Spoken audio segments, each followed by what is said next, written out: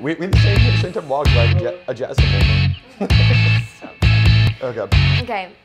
You're listening to Decaf, a weekly podcast at the Beacon Center in Tennessee, joined by Taylor and Mark. You're not joined by Taylor, you are Taylor. Can we start over? No, we're doing it. Keep going. I've only had 1 cup of coffee today, so that explains where my brain is, which is still at home in my bed, I guess. Yep. Yeah. So we're just going to get started and hope for the best here. The next thing I want to talk about is a more somber topic, the shooting that happened, or the multiple shootings that happened over the weekend, one in El Paso, one in Ohio. It's been really sad for me to see the loss of life and then have people just pivot it all of a sudden and try to make political statements off of it. On both sides. On both sides. Nothing makes me more angry than getting a presidential fundraising email on the heels of a shooting, or to see people say that your thoughts and prayers don't matter, let's get some policy change. I'm like, well...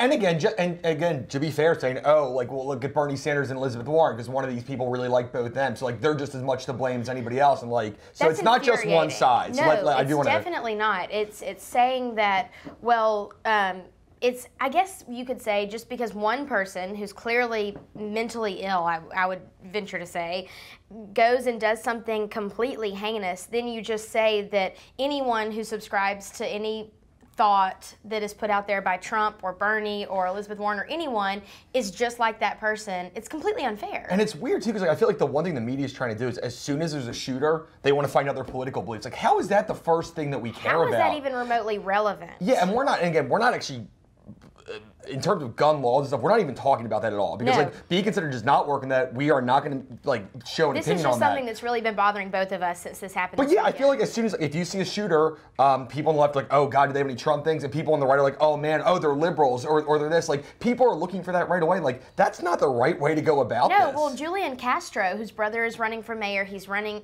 for president. Yeah. Julian Castro's the one running. Joaquin is the one is the one who's currently in office. Julian Castro running for president. Joaquin and he's got a solid like 0.3%, so right, he should definitely not win. going to do so great. But he tweeted out, he posted a list of donors in his district or constituents in his district that maxed out their donations to President Trump. Steve Scalise, the congressman who got shot during baseball practice, came out and said, this is not a joke. No. Like, I know that donor names are public. Anyone can find them. But when you've got a sitting elected official who's blasting out names of people that donated to their political adversary and saying that they are not good people. Especially with this, I mean, it was based on the gun violence, so it's like, oh yeah, more or less like, I think the insinuation was like, oh, these people are basically responsible for the shooting. And like, I mean, how could they feel safe? Sickening. Yeah. You can't feel safe. You cannot possibly. I mean, we talk about it on both sides. He's an elected official too. I know. We talk about it on both sides of the donor privacy issue. These donations are public. You can see who donates to elected officials. But remember when that shooter went to Planned Parenthood? It's been a few years ago, but a shooter went to Planned Parenthood.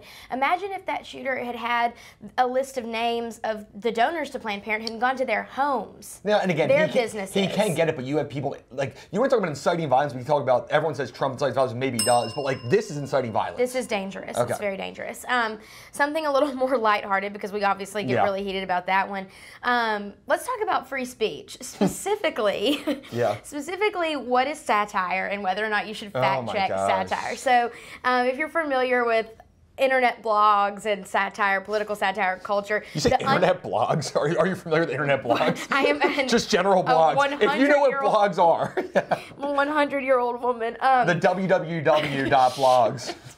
Mark, oh my gosh. So The Onion is a satire blog that's traditionally kind of left-leaning. Babylon Bee came out a couple of years ago, and I don't think The Onion's left-leaning. They might attack, but I mean, that's what people say. Yeah, they're equally. It's funny on both sides. Yes, it's funny on both sides. So The Onion existed. Babylon Bee started maybe a couple years ago. Yeah. They started as like a Christian satire thing, and it's turned into a very like conservative satire but website. Also goes after Republican too. Oh, so goes after Trump all the time. It's not. I mean, I think both those might have a little bit of lean, but they're both just funny. Exactly. They lean a little, but they're viewed as satire. Well, Snopes, the fact-checking website. Well, let's say fact-checking. Fact-checking website started to fact-check the Babylon Bee recently, as if they were not satire, treating their things as real truths to be investigated. And because of that, Facebook almost banned the Babylon Bee because it said, oh, we see you're posting fake news. This is fake news. Yeah. Well, satire, this is what's so dangerous about trying to police speech. Now, this isn't government policing speech. This is an independent website trying to police another independent website. But didn't Facebook or Google or Wikipedia, someone started using Snopes as their... Facebook did start using Snopes as their legitimate source for fact-checking information. And so maybe Snopes organizationally or someone at Snopes got in their head that they did not like the Babylon Bee and they started fact-checking them, and it almost banned one of the most popular sites on the internet. Well, I don't know if it's one of the most popular on the internet, but it is pretty popular. It's really popular, but here's as far as political satire and things like that yeah, go. And I'm guessing somebody didn't get it. But the one thing is, like, on the right of center, they usually do satire and like comedy terribly. They're awful. And this is like the only site that I know of that does it well. Like, it's actually funny. It's really so funny. It's not like one of those weirdo libertarians who tries to do satire where like Snopes might be like, well, this isn't funny, so I don't understand how it's satire. And like, but this is very clearly satire. It's pretty funny. And it's ridiculous. Like, Snopes keeps digging themselves in the hole, too. Like, they're almost defending the decision instead of being like, oh, yeah, we're idiots. My bad. Right. They need to back it up and apologize. I mean, in the early days of me being on the internet and on the blogs, on the internet blogs. and on the www, I used to go to Snopes all the time. I used to really enjoy it, like when you would get, I don't know, when you would hear something random that your friend would tell you at school. Or you'd see the weird Facebook meme. You're like, oh, is that true? Did that many people really die? You would check Snopes. Now, who can be trusted? No one. No one can be trusted. Us. We're the only ones who can be trusted. You can trust us. No one else. That brings us to a very interesting topic. Mark saying you can trust him. We're going to talk about Mark's dating life. Yep. Everyone wants to hear about it. Everyone. I've heard a lot of people like, I want to hear more about Mark's dating life. Well, specifically, we kind of talk about this from time to time. Mark has got a girlfriend. We are both in the fun and not so fun world of dating, but Mark I'm in the fun, you're in the not so fun, to be clear. I don't need to be yelled at by my girlfriend saying it's not fun. That's fair. But Mark met the parents a couple of weeks ago. Yeah. How did it go? It went well. So it was really nerve-wracking for me, and I feel like that's always in any new relationship. I mean, we've only been dating for about 4 months now. Any new relationship, I feel like meeting the parents is the most, and the sisters too. Like, my heart started speeding up when you started talking about it. Oh God, so I know. Really secondhand nerves. And she has 2 sisters, and I know that they're not like me in a lot of ways. Like, they're very healthy eaters. Like, the burger they made me was actually had like mushrooms in it, and another type of onions or some other vegetable. It's good for you. But so and I think they're very, very religious. I mean, I'm religious-ish, but like, they're very religious. So I think I was very nervous going into them. Like, oh gosh, what am I going to do?